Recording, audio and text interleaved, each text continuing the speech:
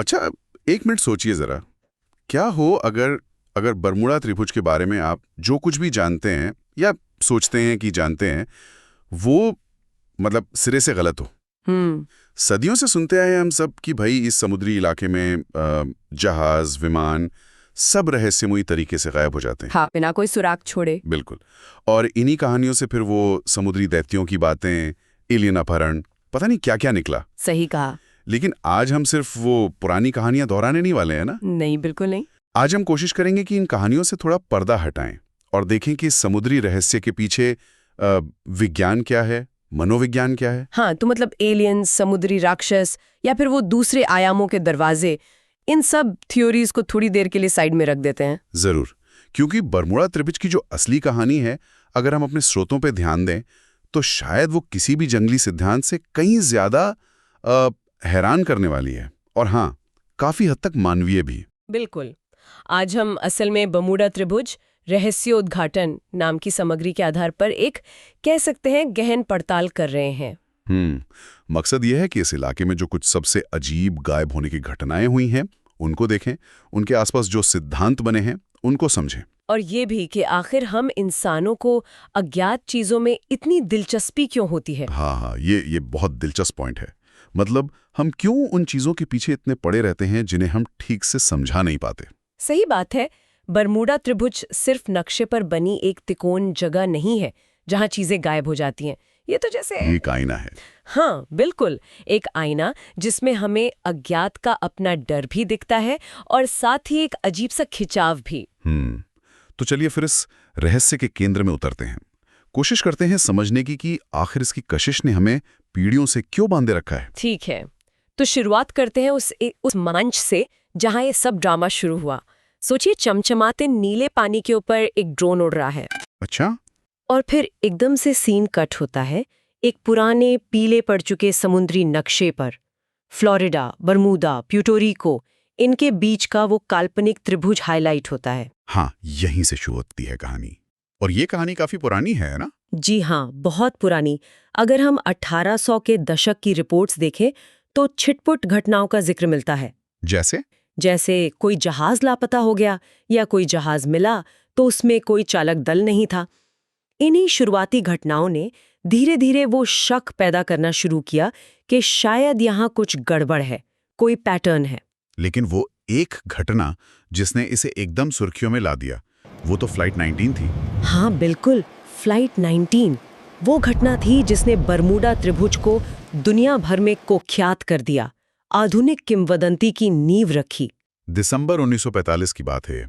अमेरिकी नौसेना के 5 एवेंजर टॉर्पीडो बॉम्बर विमान जी एक रूटीन ट्रेनिंग मिशन पर निकले थे फ्लोरिडा से, और फिर कभी वापस नहीं लौटे। कभी नहीं। और उनके जो आखिरी रेडियो संदेश रिकॉर्ड हुए, वो तो वाकई रोंगटे खड़े कर देते हैं। पायलट बिल्कुल कंफ्यूज लग रहे थे। हाँ, उनके लीडर ने कहा था, हम समझ नहीं पा रहे कि हम कहाँ हैं। पश्चिम की तरफ उड़ रहे हैं, लेकिन सब कुछ गड़बड़ है। हम पक्का नहीं कह सकते कि कोई भी दिशा सही है। यहाँ तक कि समुंदर भी वैसा नहीं दिख रहा जैसा उसे दिखना चाहिए। सोचिए, उनके कंपास काम नहीं कर रहे थे, लोकेशन का कोई अंदाजा नहीं था। और त्रासदी यही नहीं रुकी। नहीं, उन 5 विमानों को खोजने के लिए एक बचाव विमान भेजा गया, मार्टिन मैरिनर। हाँ, 13 लोग थे उसमें, और वो विमान भी उड़ान भरने के कुछ ही देर बाद रडार से गायब। उसका भी कोई पता नहीं चला। यानी एक ही दिन में 6 विमान, 27 लोग बिना किसी निशान के गायब। ये बहुत बड़ा हादसा था। इसी ने बरमूडा त्रिभुज के रहस्य को पूरी दुनिया के सामने ला खड़ा किया। और इसके बाद तो जैसे अजीब किस्सों की बाढ़ आ गई। बिल्कुल, जहाज अचानक गायब हो रहे हैं, विमान रडार से ओझल हो रहे हैं, या फिर वो भूतिया जहाज मिलने की खबरें। मतलब जहाज तैर रहा है पर अंदर कोई नहीं है। हाँ, हमारे स्रोत सामग्री में ऐसी कई ऐतिहासिक रिपोर्टों का जिक्र है। और फिर वो प्रत्यक्षदर्शियों के बयान, हालांकि उन पर हमेशा सवाल उठते रहे हैं। हाँ, कुछ कथित बचे हुए लोग या पास से गुजरने वाले जहाजों के क्रू ने अजीब रोशनी देखने या पानी के अजीब तरह से व्यवहार करने की बातें बताईं।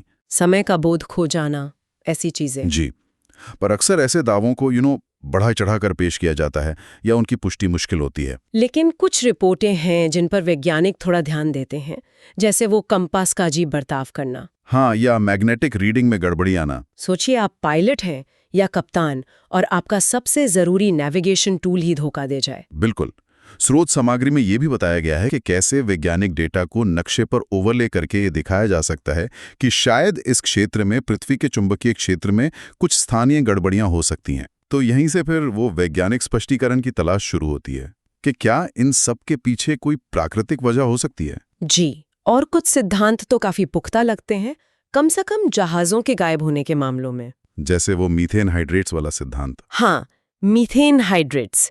ये समुद्र की तलहटी में बर्फ जैसी संरचनाओं में जमी हुई मीथेन गैस के बहुत बड़े भंडार होते हैं। अच्छा। और सिद्धांत ये है कि अगर समुद्र तल पर कोई हलचल हो, जैसे कोई भूस्खलन या पानी के तापमान में बदलाव आए, तो ये हाइड्रेट्स अस्थिर हो सकते हैं। और फिर अचानक से भारी मात्रा में मीथेन गैस के बुलबुले छोड़ सकते हैं। अच्छा, तो गैस के बुलबुले ऊपर आते हैं? हाँ, और ये गैस पानी के घनत्व को, डेंसिटी को एकदम से कम कर देती है। पानी जैसे झागदार बन जाता है और अपनी उछालने की क्षमता, मतलब बॉयंसी, खो देता है। तो फिर जहाज? तो सतह पर मौजूद जहाज बिना किसी चेतावनी के सेकंडों में डूब सकता है, जैसे उसके नीचे से जमीन ही खिसक गई हो। बाप रे। हाँ, स्रोत में दिए गए एनिमेशन दिखाते हैं कि ये कैसे हो सकता है। और हाल की जो गहरे समुद्र की खोजें हुई हैं, उनमें इस इलाके में समुद्र तल से मीथेन रिसाव के सबूत भी मिले हैं। तो ये मीथेन हाइड्रेट्स जहाजों के लिए तो एक संभावित खतरा हो सकता है, लेकिन विमान कैसे गिरेंगे इससे? बिल्कुल सही सवाल। विमानों के लिए एक और प्राकृतिक खतरा बताया जाता है, दुष्ट लहरें या रोग वेव्स। रोग वेव्स, ये क्या होती हैं? ये सामान्य लहरों से बिल्कुल अलग, अचानक बनने वाली बहुत विशाल, एकदम खड़ी दीवार जैसी लहरें होती हैं। खुले समुद्र में कहीं भी बन सकती हैं। अच्छा। वैसे तो ये जहाज़ों के लिए ज़्यादा बड़ा खतरा है, लेकिन सोचिए एक बहुत विशाल दुष्ट लहर से जो पानी की फुहार उठेगी या जो हवा में तीव्र उथल-पुथल मचेगी, शायद वो कम ऊंचाई पर उड़ रहे विमान को भी प्रभावित कर दे। हालांकि ये थोड़ा कम संभावित लगता है जहाज़ों की तुलना में। ठीक है। और इसके अलावा भी कुछ वैज्ञानिक परिकल्पनाएं हैं? हाँ, कुछ और जटिल आइडियाज भी हैं, जैसे विद्युत चुंबकीय विसंगतियां, इलेक्ट्रोमैग्नेटिक एनोमलीज। मतलब? कुछ वैज्ञानिकों का मानना है कि पृथ्वी के चुंबकीय क्षेत्र में लोकल उतार चढ़ाव, शायद पानी के नीचे की खास चट्टानों की वजह से, नेविगेशन उपकरणों को, खासकर पुराने कंपास सिस्टम को कंफ्यूज कर सकते हैं। अच्छा, तो ये फ्लाइट 19 वाली कंपास प्रॉब्लम की एक व्याख्या हो सकती है। हाँ, ये मुमकिन है। और वो स्थानिक विकृतियों वाली बात, स्पेशल डिस्टॉर्शन? हाँ, वो तो और भी ज्यादा अटकलबाजी वाली थ्योरी है।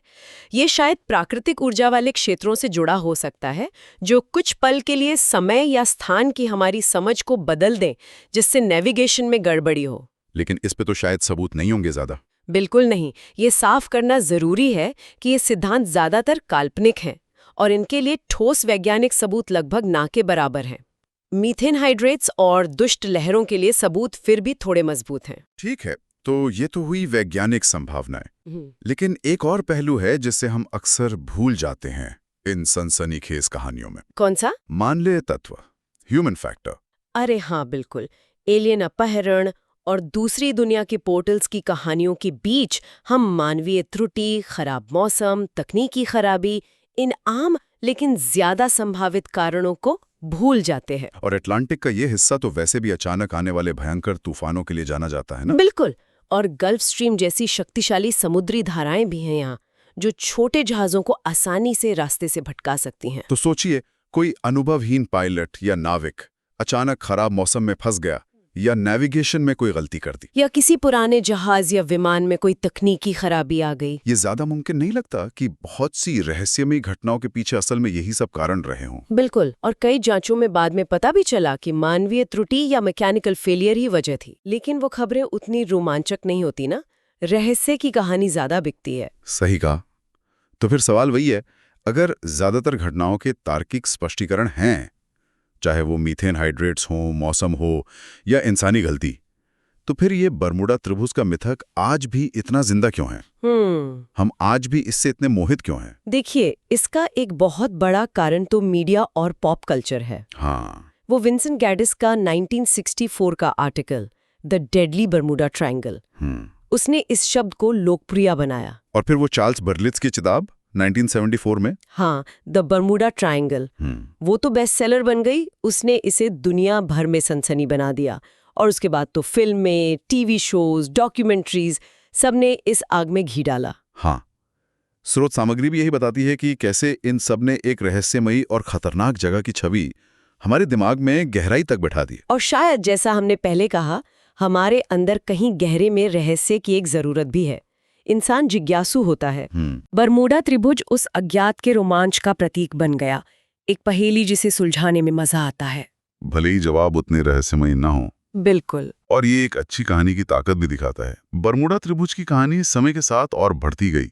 हर नई घटना, हर नया सिद्धांत, हर नई किताब या फिल्म ने इसे और पेचीदा और आकर्षक बना दिया। और आज भी जब हमारे पास सैटेलाइट्स हैं, इतनी तकनीक है। हाँ, आज भी ये कहानी हमारी कल्पना को पकड़ लेती है। लेकिन क्या ये सिर्फ एक कहानी ही है? क्या आधुनिक तकनीक और डेटा हमें इस किवंदी से आगे देखने में मदद करते हैं? यहाँ एक ताज़ा दृष्टिकोण आता है ना? हाँ, और ये दृष्टिकोण काफी चौंकाने वाला हो सकता है उनके लिए जो मिथक पर यकीन करते हैं। कैसे? जब आप आधुनिक मैपिंग, सैटेलाइट डेटा, शिपिंग और एयर ट्रैफिक रिकॉर्ड्स को देखते हैं तो एक बिल्कुल अलग तस्वीर सामने आती है। अच्छा, स्रोत बताते हैं कि बरमूडा त्रिभुज दुनिया के सबसे व्यस्त शिपिंग और एयर रूट्स में से एक है। हजारों जहाज और विमान हर साल इस क्षेत्र से सुरक्षित गुजरते हैं। हजारों? तो फिर दुर्घटनाओं का क्या? वही तो बात है। जब आप दुर्घटनाओं की संख्या को इस भारी ट्रैफिक के संदर्भ में देखते हैं तो पता चलता है कि दुर्घटनाओं की दर दुनिया के किसी भी अन्य व्यस्त समुद्री या हवाई मार्ग की तुलना में असामान्य रूप से अधिक नहीं है। क्या आप बात कर रही हैं, ज्यादा नहीं है? जी नहीं, बल्कि कुछ विश्लेषण तो ये भी कहते हैं कि यहाँ दुर्घटना दर कुछ अन्य क्षेत्रों से कम भी हो सकती है। अरे हाँ, तो ये जो धारणा है कि यहाँ असाधारण रूप से ज्यादा घटनाएं होती हैं, ये आंकड़ों के हिसाब से गलत है। तो वो बड़ी बीमा कंपनियां जैसे लॉयड्स ऑफ लंदन, हाँ, वो भी इस क्षेत्र के लिए कोई खास प्रीमियम नहीं लेती। मतलब वो इसे किसी दूसरे समुद्री इलाके से ज्यादा खतरनाक नहीं मानती। ये तो मिथक की जड़ पर ही चोट है। मतलब आंकड़ों के हिसाब से ये कोई खास रहस्यमयी क्षेत्र है ही नहीं। सांख्यिकी रूप से तो बिल्कुल नहीं। हाँ। देखिए, खतरा समुद्र में कहीं भी हो सकता है। हाँ। खराब मौसम, तकनीकी खराबी, मानवीय गलती। हाँ, वो तो है। बरमूडा त्रिभुज में भी ये खतरे हैं, लेकिन ऐसा कोई सबूत नहीं है कि यहाँ कोई खास रहस्यमयी ताकत काम कर रही हो जो ज्यादा दुर्घटनाएं करवा रही हो। स्रोत में वो किसी समकालीन नाविक या पायलट का इंटरव्यू करने का विचार भी था। वो शायद यही कहते। हाँ, शायद यही कहते कि हाँ, समुद्र हमेशा चुनौतीपूर्ण होता है, मौसम का भरोसा नहीं, लेकिन यहाँ कुछ अलौकिक या असाधारण नहीं है। हाँ। ये बस समुद्र का एक और हिस्सा है। तो अगर हम इन सब बातों को समेटें तो क्या निकल कर आता है? ऐसा लगता है कि बरमूडा त्रिभुज का जो तथाकथित रहस्य है वो असल में रहस्य है ही नहीं। काफी हद तक यही बात है। ये प्राकृतिक घटनाओं का मिश्रण है, जैसे मीथेन हाइड्रेट्स, रोग वेव्स, अचानक आने वाले तूफान। साथ में मानवीय कारक, पायलट या नाविक की गलती, नेविगेशन चूक, तकनीकी खराबी। और इन सब के ऊपर हमारा अपना मनोविज्ञान, अज्ञात के प्रति हमारा आकर्षण। और सबसे अहम बात जो आधुनिक डेटा दिखा रहा है वो ये कि ये कोई विशेष शापित या रहस्य क्षेत्र नहीं है। दुर्घटनाओं की दर अन्य व्यस्त समुद्री मार्गों की तुलना में ज्यादा नहीं है। वो मानवीय त्रुटि, मौसम, उपकरण विफलता जैसे कारण, हाँ, जिन्हें अक्सर सनसनीखेज कहानियों के पीछे छुपा दिया जाता है, लेकिन ज्यादातर घटनाओं के लिए वही सबसे संभावित स्पष्टीकरण है। ये जानकारी हमारे श्रोताओं के लिए इसलिए भी महत्वपूर्ण है क्योंकि ये दिखाती है कि कैसे कहानियां, मिथक और अज्ञात का आकर्षण हमारी सोच को आकार दे सकते हैं। हाँ, कभी-कभी तो ठोस सबूतों के सामने भी ये हमें मिली हुई जानकारी का आलोचनात्मक मूल्यांकन करने की जरूरत याद दिलाता है। बिल्कुल। और यहीं पर एक गहरा सवाल उठता है, जैसा आपने पहले इशारा किया था कि असली स्थायी रहस्य शायद ये नहीं है कि बरमूडा त्रिभुज में जहाज और विमान क्यों गायब हुए। तो फिर क्या है? असली रहस्य शायद ये है कि हम इंसान इन अस्पष्ट और अनसुलझी कहानियों से इतने मोहित क्यों रहते हैं। हाँ, ये सोचने वाली बात है। तो आपके लिए एक अंतिम विचार छोड़ जाते हैं जो स्रोत सामग्री से ही निकला है। असली पहेली ये नहीं कि त्रिभुज में क्या हुआ, बल्कि ये है कि हम अस्पष्ट और रहस्यमयी कहानियों के प्रति इतने आकर्षित क्यों होते हैं, तब भी जब ज्यादातर सबूत कहीं और इशारा कर रहे हों। ये आज की इस आधुनिक तकनीकी दुनिया में मिथकों और रहस्यों की हमारी जरूरत के बारे में क्या कहता है? हाँ, इस पर सोचिएगा जरूर।